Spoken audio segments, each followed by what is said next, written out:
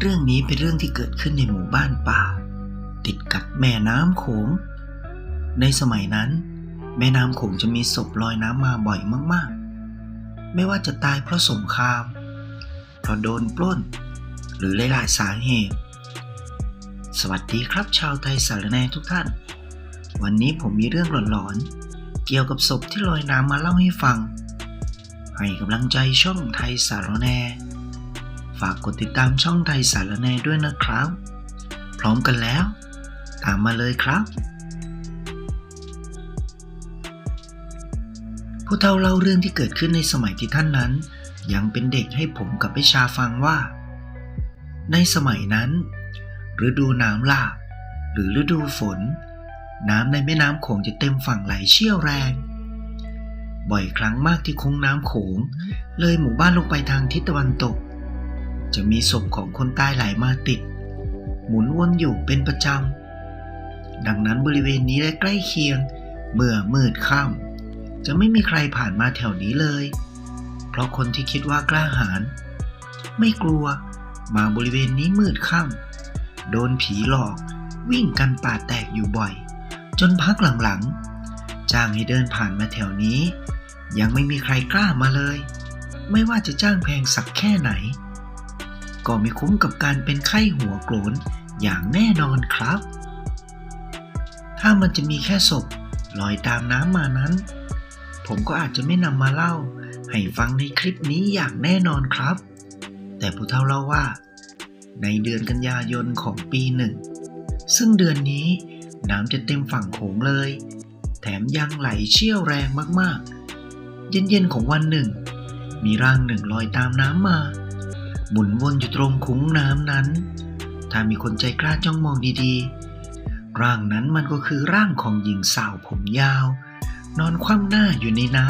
ำร่างนั้นหมุนวนอยู่หลายรอบหมุนวนอยู่นานจนตะวันจะตกดินลงไปในไม่ช้านี้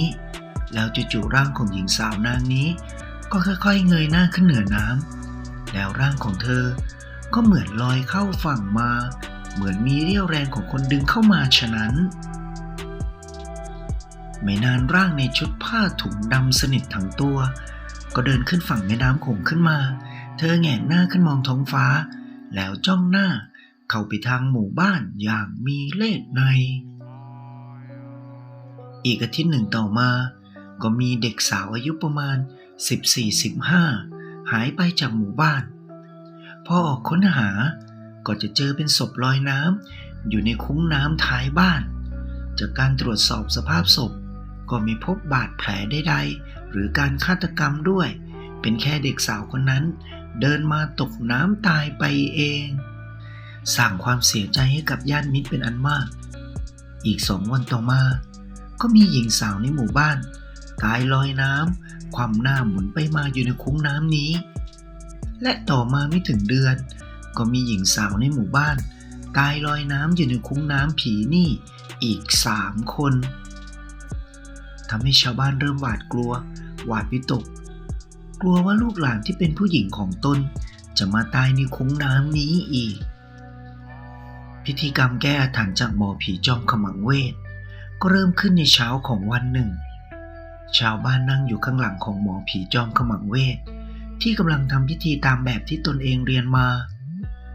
ขณะที่หมอผีกำลังร่ายพระเวทภาษาแปลกๆรัวเร็วๆอยู่นั้นก็ปรากฏคลื่นลมที่พัดกระหน่ำแรงจนคุ้งน้ำนั้นหมุนวนอย่างรุนแรงลมที่พัดกันโชกมา 2-3 รอบแต่ละรอบทำเอาคนที่นั่งอยู่บริเวณนั้นโอนเอ็นไปมาตามแรงลมนั้นเลยแล้วไม่นานฝนก็ตกกระหน่ำลงมาอย่างไม่ลืมหูลืมตาจนชาวบ้านต้องพากันวิ่งกลับบ้านเรือนของตนด้วยอาการขวัญเสียไม่มีใครสนใจหมอผีผู้นั่งทำพิธีอยู่นั่นเลยผ่านไปได้ประมาณ2 ชั่วโมงกว่าๆพายุฝนประหลาดนั้นก็เหมือนจะหยุดลงบรรยากาศเป็นปกติชาวบ้านและนายบ้านจึงพากันจับกลุ่มเดินไปที่คุ้งน้ำนั้นอีกเพราะว่าทุกคนตอนนี้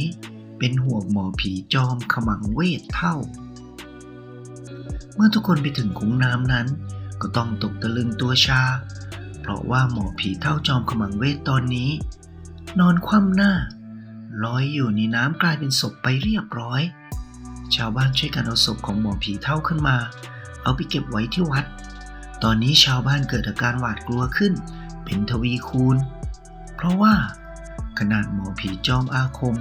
ยังมาสังเวยชีวิตที่นี่แล้วชาวบ้านธรรมดาแบบพวกเขาจะทำอย่างไรชาวบ้านหลายคนลงไปขอคำปรึกษาหลวงตาที่วัดว่ามันเกิดอะไรขึ้นกันแน่งานศพของหมอผีเฒ่าถูกจัดขึ้นอย่างเร่งด่วนที่วัดเพราะว่าแกตายแบบผิดปกติ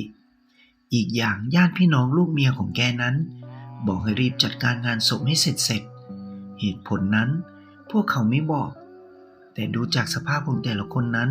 เหมือนหวาดกลัวอะไรบางอย่างเมื่องานศพของแกเสร็จในตอนเย็นๆจะมีคนได้ยินเสียงร้องโหยหวนดังมาจากทางคุ้งน้ำนั้น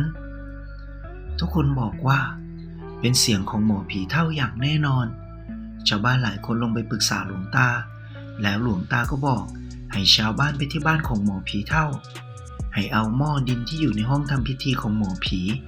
ไปที่วัดให้หมดทุกอันอย่าให้เหลือแม้แต่หม้อเดียวไม่นานชาวบ้านก็ขนเอาหม้อดินใบเล็กๆนับ20ใบที่มีผ้ายันสีแดงปิดอยู่ปากหม้อทุกใบเมื่อไปถึงวัดหลวงตาให้วางเรียงกันไว้บนศาลา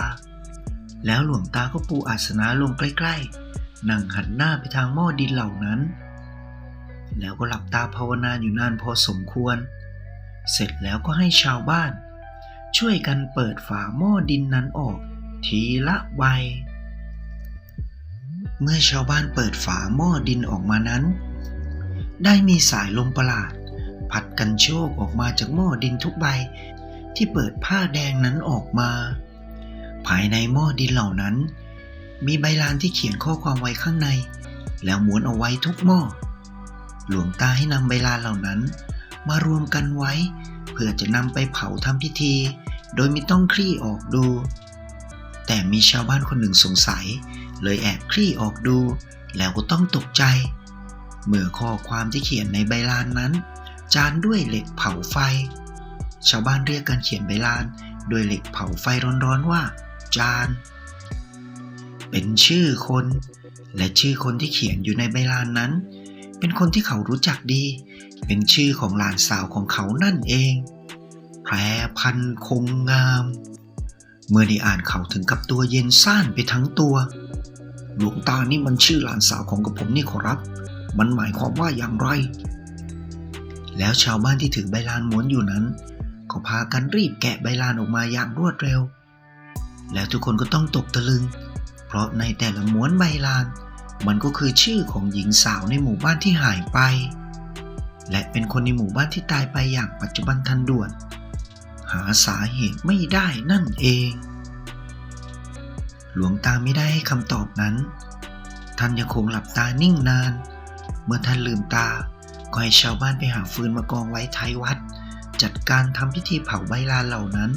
พร้อมกับหลับตาภาวนาขณะที่ท่านเผาใบลานเหล่านั้นก่อนที่ใบลานจะมอดไหม้หมดชาวบ้านทุกคนก็ได้ยินเสียงสาธุสาธุสาธุดังสะท้อนก้องวัดพิลานั้นเลยทุกคนขนลุกสู้มองหน้ากันพูดอะไรไม่ออกเมื่อเผาเสร็จหลวงตาให้เอาขี้เถ้าไปโปรยลงคุ้งน้ำนั้นโดยหลวงตาเป็นคนพาไปทำพิธีเพราะชาวบ้านไม่กล้าไปแต่ลำพัง